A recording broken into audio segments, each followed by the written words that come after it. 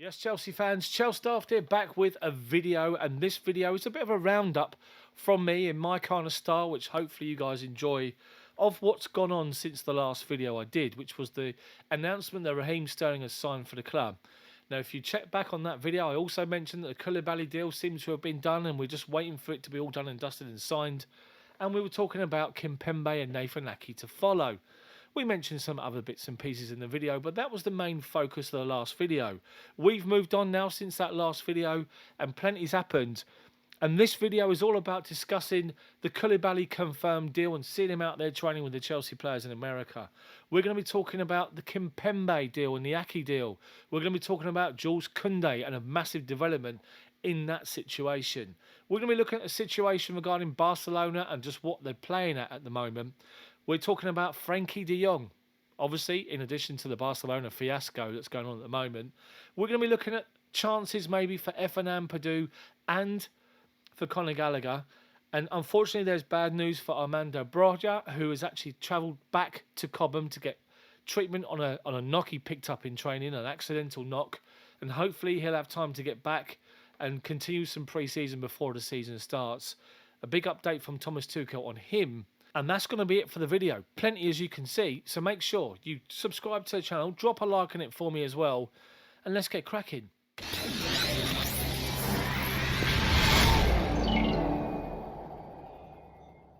So let's start with Kalidou Koulibally, who's taken John Terry's 26 shirt this season. Koulibally is an absolutely outstanding signing, and everybody believes what a bargain that we've got. Koulibally coming in, playing alongside Thiago Silva on that right-hand side of our defence. Just need that other position filled. More on that in a second. But Koulibally is imposing. He's strong. He's physical. He's powerful. He wins headers. He loves a tackle. And he likes getting stuck in. And exactly what we wanted. He's spoken, as I'm sure you've all seen on YouTube and you've read his interviews, speaks very well. Talks of the fact that Chelsea come in for him 2016 and never really, sort of the deal never just come to fruition. And now he's got the opportunity and he just couldn't say no. And that's so good to hear. Someone that wants to come to our football club, that wants to play for Chelsea in the Premier League. And you just know he's just going to get his head down, work hard and give it his all. That's all you can ask for with a brand new signing. But what a signing he is, people. Let me know any afterthoughts you've got on the Koulibally signing in the comment section below and what you think about what he said so far about, obviously, the move to Chelsea in the early days with the team over. First of all, in Vegas, obviously travelling to Charlotte for the game in the early hours of the morning tonight. Let me know. Comment section. So we're going to talk about Kimpembe and Presnel Kimpembe over at PSG. And you just get the feeling along with him and with certain other players, Ousmane Dembele is one of them, that the agents have worked their magic, possibly. The Dembele situation, refusing to sign a new deal at Barca, wanted to leave Barcelona, and next thing you hear, he signed a brand new contract. He's there pictured having the new deal done and training and all happy, and you just wonder, is this just a situation where the agent wanted more money for himself and his player, and that was it? Chelsea were used as a bit of a pawn in the Dembele situation, and you just have to wonder how much actual interest there was. If there was 100% concrete, I'm not so sure. But you now look at the situation with Kimpembe, who apparently was on his way out. There's now new management taken over at PSG. Pochettino's gone because he couldn't win the Champions League. And once again, his name's being bandied about. Chelsea have been heavily linked with him, in negotiations with him. And a deal was looking like it could be on the cards. What's to say that you're then going to hear that Kimpembe's got an extended contract now at PSG? Another example, potentially, of an agent dictating the transfer market for his player. No intention of leaving PSG, just wants to get his name out there to try and unsettle the club who he's contracted to try and get a better deal. And that's the way I read the situation. I might be completely wrong. But expect Kimpembe to sign a new contract to PSG for more money, possibly, and be revitalised at that football club with a new manager in place. So that leads me to Barcelona in general, and what on earth are they playing at? Barcelona was skint. We knew they were skint. They had to sell players. Messi couldn't afford to keep hold of him, had to get rid of Messi. They got rid of other players, the likes of Luis Suarez. He's had to go. Other players have left the club and other players have taken a pay cut just so the club could survive. Heavily in debt, heavily, almost certainly facing financial ruin. And all of a sudden, they've got their naming rights for the stadium, the Spotify deal done, 180 odd million pounds, worth over 200 million euros, and they're now splashing the money out. Lewandowski, they signed. They've signed somebody else, I can't even remember the top of my head. There are now talks with Jules Kounde, Rafinha. Of course, Rafinha. Remember him? Another one used as a pawn for Chelsea's interest. It was always going to be Barcelona with him. Went to Barca. They spent over 100 million on those two players. And there was a report I'm reading on the Jules Kounde situation where they're trying to convince Sevilla to not negotiate with Chelsea, to just keep negotiations open with Barcelona. And they're going to try and stagger some sort of a deal to try and cut the amount of money they got to pay out. It's just staggering, Barcelona. And people are talking in football, what are they playing at? And that's exactly how it's coming across.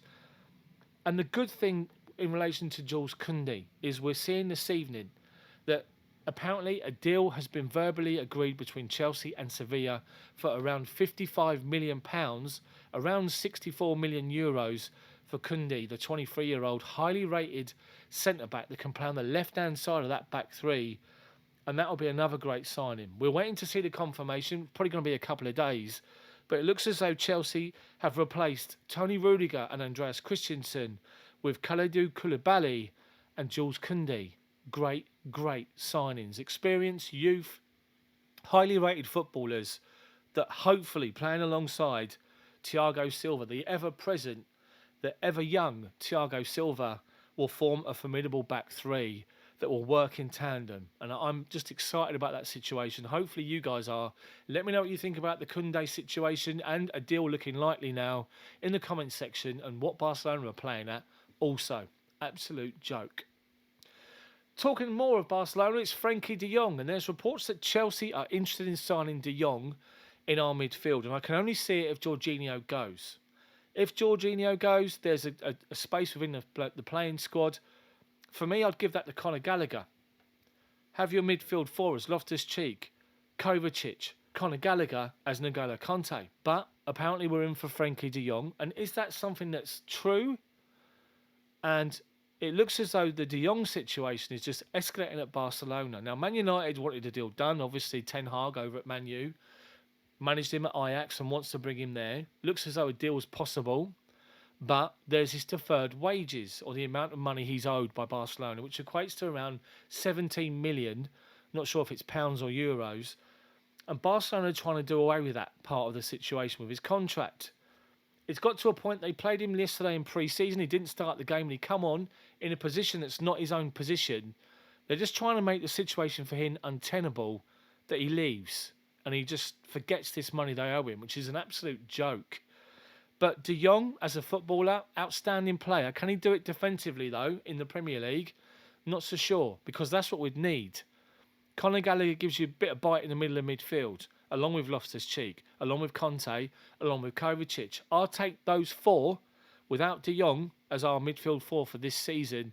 Exciting, to experience, Loftus-Cheek and his experience, but Gallagher gaining it all the time and being impressive last season.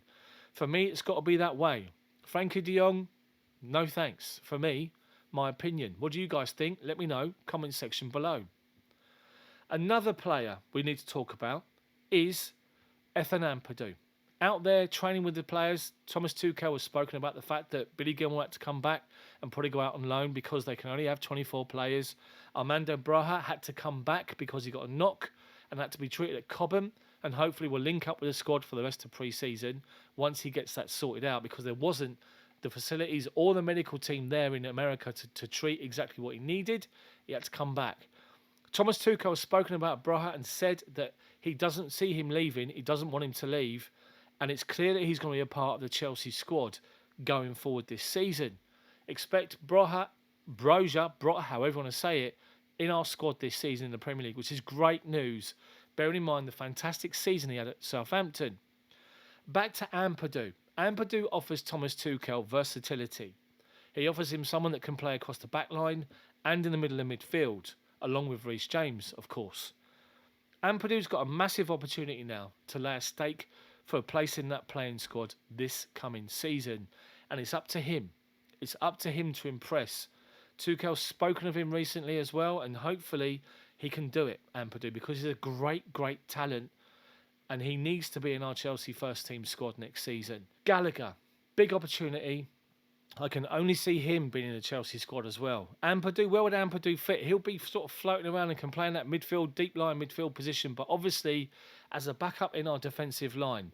Think you need 5 centre-backs, really, in the squad to cover those 3 positions. I know Aspi will be counted as one as well.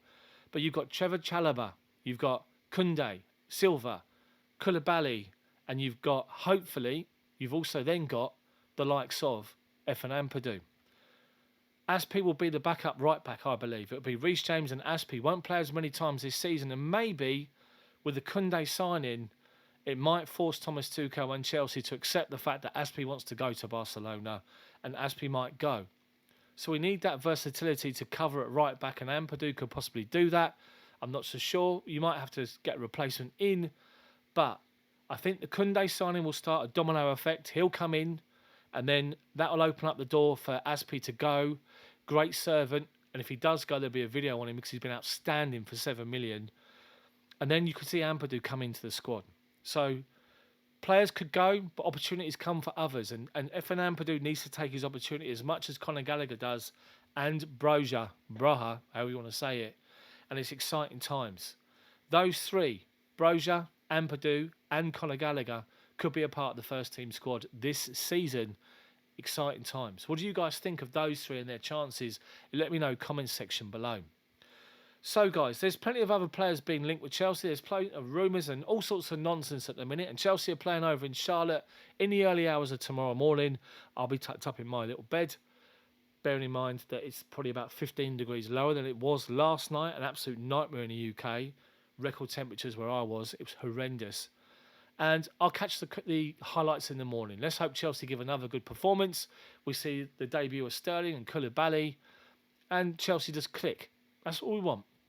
Pre-season is, the results are not so much important. Of course, you want to win.